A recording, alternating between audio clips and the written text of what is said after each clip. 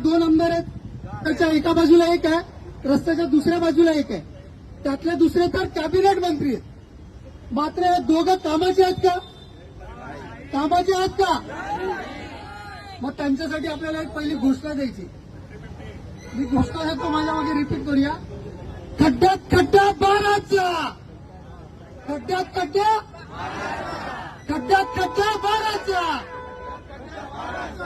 आमदार नाही कामाचा, अरे खड्ड्यात खड्डा बाराचा, अरे खड्ड्यात खड्डा बाराचा. आता लोक विचारतील बाराचा म्हणजे काय, खड्डा बाराचा म्हणजे काय? बाराचा म्हणजे अतिशहाणा, बाराचा म्हणजे दीड शहाणा.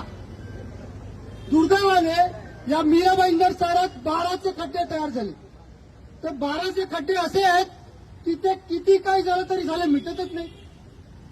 दर 10 दिवसांनी अधिकारी येतात, डांबर टाकतात, परत निघतं, डांबर टाकतात, परत निघतं, डांबर टाकतात, परत निघतं, डांबर टाकतात, परत निघतं.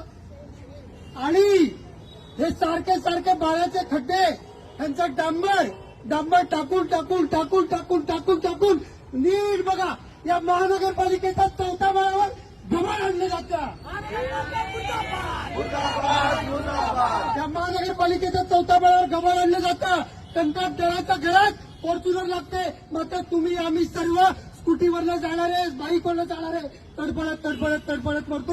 ही शोकांतिका आहे मीराबाईंदर शहराची आहे, नव्हे तर महाराष्ट्राची शोकांतिका.